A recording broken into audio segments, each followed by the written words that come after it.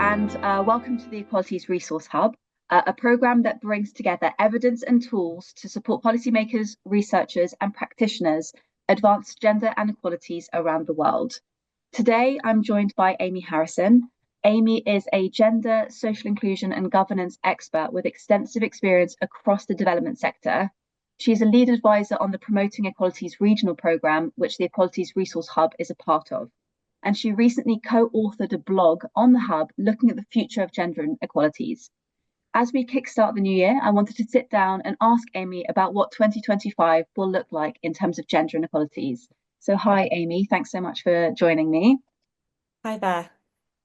So as we head into 2025, what do you think are the key things that will shape the landscape of gender and equalities? Um, Good question. I think we face some quite substantial challenges that will define how we work in 2025 and beyond. I think probably a good place to start is climate change and the existential threat that that poses. Climate change is obviously going to impact everyone, but it will and already is having a disproportionately negative impact on groups that already face exclusion and marginalisation in some form. So, everyone from women, people with disabilities, the very poor, children, older people living in remote locations, etc., etc. All of these people are already being negatively impacted by climate-driven economic instability, displacement, disrupted access to services, etc. And I think recognizing that existential and immediate threat, especially for people who have multiple intersecting marginalized identities, I think that's going to be really critical for 2025. Um, I think the other two things I'd mention quickly. The first is the rapidly changing ways in which we communicate and consume information. I think is going to be so important. Of course, online information sharing, education, advocacy is an opportunity, and is already being harnessed for all kinds of global and local good. The flip side of that is, well, two things. First of all, there are real risks to being online. If you're someone representing or speaking on behalf of a marginalized group, technology facilitated gender-based violence is rampant globally, and it often is particularly targeting people who are standing up for the rights of others. So whether it's women's rights, human rights defenders, LGBTQIA activists, and so on. And then the second risk I see is that there's so much misinformation and disinformation out there, and it's spread so quickly and is so convincing, that it can be really difficult to separate fact from fiction. And it's in creating an environment, I think, where people are very distrustful of information and have very short attention spans in terms of what they want to consume. And so that's something that, in terms of trying to make the case for engagement around gender inequalities, in addition to trying to provide safeguards, and not increase risk to people who are already advocating for those rights. I think that's a kind of dual challenge. And then finally, I would say there's a huge risk posed by global rollback of rights across so many settings. We're seeing increasingly well coordinated, well funded efforts to take away the rights of already marginalized groups, and in some cases to undermine the very existence of some groups. And just a few days ago, we've seen statements coming out of the US to try and deny the existence of any kind of gender identity beyond male and female. In Afghanistan, women's rights have been eroded to the point where they're just not accepted in public life whatsoever. We've seen global pushback against, diversity, equality, inclusion initiatives, however flawed those initiatives may be. We're seeing huge pushback to those. So I think being very clear-eyed about the backlash that's happening and the risks that are associated with pushing for gender inequalities work is going to be really important to doing effective programming and advocacy. Thanks. And so you've mentioned climate change and you've mentioned the global rollback on rights. I was wondering whether you could share some of the steps that you think that we can take, or people that are working in gender equalities can take, in order to ensure that we are resilient and can work in this kind of environment. So I think a really obvious and important first step that we can do as a sector is to commit to elevating and taking seriously and centering grassroots organisations that are working on these issues, and organisations run by and for people who are facing different forms of exclusion and marginalisation. And by that, I mean going far beyond working with local organisations as downstream partners or as grantees or as context experts only. Um, women's rights organisations, LGBTQIA plus organisations for persons with disabilities, they've been doing this work for far longer than whatever programme or initiative we as aid actors might be developing. And their experience and expertise should be centred and elevated. We should be working with them right from the start of the design phase in a way that genuinely transfers power and is equitable in terms of those partnerships. And they should be involved throughout the entire process, right through from design through to monitoring, learning, evaluation. And in addition to that, we need to be matching that commitment with long-term, predictable, consistent and flexible funding, which so many smaller grassroots organisations really lack access to. So that would be the first thing I would say. I think another thing that's really important, in whatever capacity each of us has, depending on our position within the sector, I think it's really important for us to start kind of recognising and responding to the way that systems, institutions, and trends all connect and interrelate. Because I think if we don't, we place a lot of responsibility on marginalised groups to solve their own problems in the face of these systems that they have very little control over. So, for example, a project that focuses on women's economic rights should, I think, at least be recognizing how those how women's economic rights can be undermined or threatened by climate change, or by international financial systems that perpetuate women's employment in low income and insecure roles. All of these things are interconnected. And I think if we don't recognize how they're all joined up, and take a more systemic approach to trying to tackle these issues, we're going to struggle to create sustainable change. I was just wondering whether there are any new or unconventional areas that you think are emerging that could also play a positive role in driving awareness and action on gender equalities, because we've spoken a little bit about, things that are really hindering. Are there any new trends that are really going to have the potential to bring really positive change in this area? I think we need to get smarter and better at how we communicate and what we communicate.